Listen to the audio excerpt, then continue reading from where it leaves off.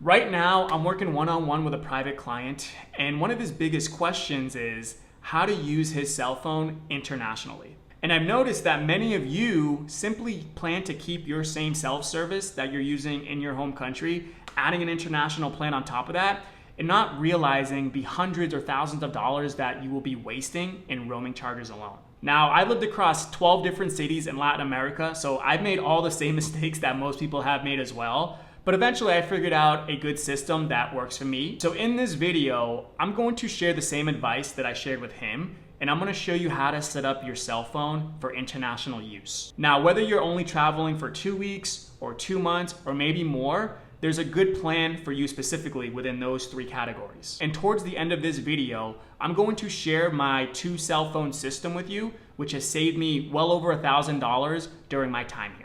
By the way, if you're new here, I share everything that I've learned about leaving the West and building a much higher quality of life here in Latin America as a man over 35. So if that sounds interesting to you, be sure to subscribe. And if you're already thinking about making the move and you want some help during the process, I've included a link in the description. Just fill it out. I'll personally review it and get back to you. Now let's get into the video. Okay, so tip number 1 is specifically for short-term travelers. Maybe you're taking an exploratory trip, right? Maybe it's going to be a week or maybe up to 2 weeks max. You want to keep things super simple, super efficient, do nothing crazy, right?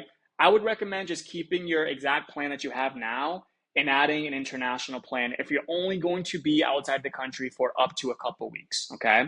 This is going to be your simplest solution, and this can save you a lot of money, okay? Because a lot of people, a lot of travelers, when they leave abroad, they don't check their plan, and after maybe a couple weeks or a little more, they might return to a bill of a few $100s. Okay, so you can simply contact your provider. You can ask them about an international day pass. Most of them are going to be about $10 per day. So this isn't the cheapest plan. This isn't the cheapest route, but it is the most convenient for short-term trips. Okay, so this advice is for short-term travelers only. And key advice, turn off roaming if you're not using it. This alone can save you hundreds over the course of a couple weeks. Tip number 2 is specifically for medium-term travelers. And I define medium-term anywhere between 1 month to 3 months. Okay, your best option, in my opinion, is going to be Google Fi. Google Fi is great for lasting 1 to 3 months because that's how long it lasts internationally. After 3 months, Google Fi no longer allows you to use roaming or data outside your home country. Ask me how I know this. Now, I started my travel with this exact plan, okay? When I first went to Medellin about 3 years ago in Colombia, I started off with Google Fi, and it worked great. It worked really well. But again, after 3 months, they basically cut me off and I needed another solution. So 3 months or less is the sweet spot. They charge around $65 a month. So it is much pricier than local SIM options, but it is very convenient for that medium-term window. And like I said, I tested this myself in the beginning. It worked really, really well. But after 3 months, once that service was cut off, it taught me that this isn't a good option for longer term travelers. So if you already know that you're going to be staying outside the country or in Latin America for more than 3 months, this is not your best option. But if you're staying in that sweet spot between 1 to 3 months, I definitely recommend Google Fi as a solid option for you. Now, tip number 3 has to do with eSIMs, okay? Now, eSIMs could be hit or miss. I like using eSIMs specifically when I'm landing in a new country. Okay, they are more expensive than local SIM cards, so this isn't your cheapest option either, but they typically work everywhere and anywhere. So whenever I go to a new country, this is typically the option that I use because once I land, like once the plane lands in that new country, obviously any other SIM cards that I have in my phone are no longer going to work. But the eSIM does work in this country as soon as I land. So if you want instant access to Wi-Fi, to text people, to maybe order an Uber, which I'm probably not going to recommend you order an Uber in the airport, that's another story. But this gives you access to data and Wi-Fi as soon as you land. And the way I like to use this is only for 24 hours. Because again, you're going to be paying more with eSIMs, and it might not work as fast or as well if you just get a local SIM in that country. So what I do is get a 24-hour eSIM, which gives me access to data and Wi-Fi as soon as I land. And then within those 24 hours, I do tip number 4, which we'll get into in the next part. Now, another fact about eSIMs, I use Airlo. Now, this typically works, okay? But for whatever reason, sometimes it doesn't want to activate. For instance, in Paraguay, I did pay for an eSIM. I think it happened in Buenos Aires as well, where it didn't want to work for whatever reason. In other countries, it did work just fine. So from my experience, eSIMs are kind of hit or miss in the beginning. They're more money than local SIM cards, but I think it's a good option when you land into a new country. Because obviously it's nice to have Wi-Fi as soon as you land and when you're going through the airport before you get to your Airbnb. So that's how I specifically use eSIMs. Now, tip number 4 is my favorite option, especially if you're going to be living in a place or staying in a place for more than 3 months outside your home country. So this is for long-term travelers or living abroad. Nothing beats having a local SIM card.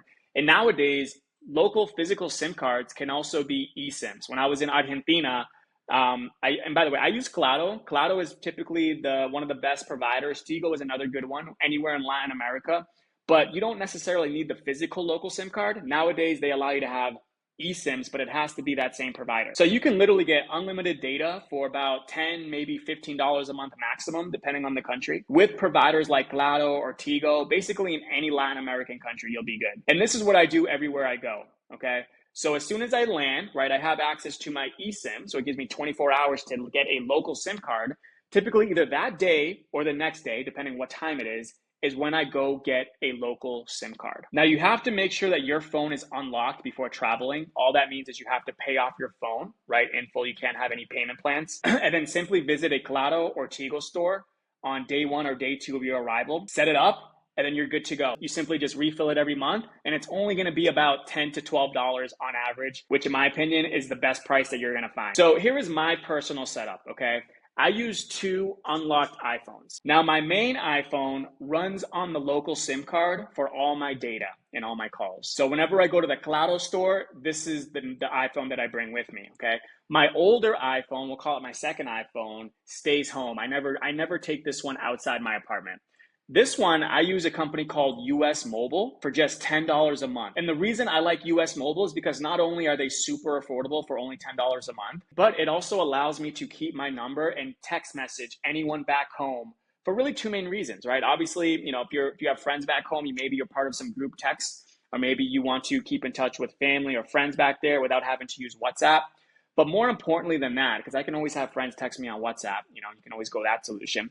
But more important is the 2-factor authentication. Sometimes when you're abroad, your banks or your accounts or whatever it is that you use, they're going to want to prove that it's you. They're going to text you a code, and then you have to input that code to make sure that it's you, basically verifying. And you're not able to do that with WhatsApp. Sometimes you can get away with Google Voice, but this is very important to be able to maintain access to all your accounts back home. And no, you don't have to change your phone number, okay? I've had the same exact US phone number since I was a teenager. Since I've had my first cell phone, it's been the same exact number. So my main phone handles all the day-to-day use, while my secondary phone handles all the text and 2-factor authentication codes from the US. And in case you're wondering, I do have a country phone number as well, right? So when I go set up my Claro, let's say I'm in Colombia, which is where I'm at now, they give me a Colombian phone number, but I never use that number for anything. I only use it to refill data when my data runs out each month, okay? So the way I have all my contacts saved from all different countries, right? Friends,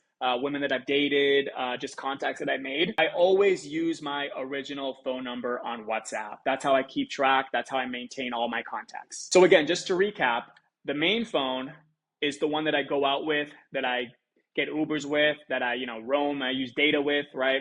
The second phone always stays at home, and it's just really for 2-factor authentication or to text people back home. And that's really it. All right, and just to show you guys a little proof from my budgeting software. So I went over the past entire year in just one category called phone. And you can see here my average spend is exactly $20.48. All right, so you can see here some of my expenses. And by the way, this includes like screen protectors, so it's even a little less. So US Mobile is always going to be $10 flat rate.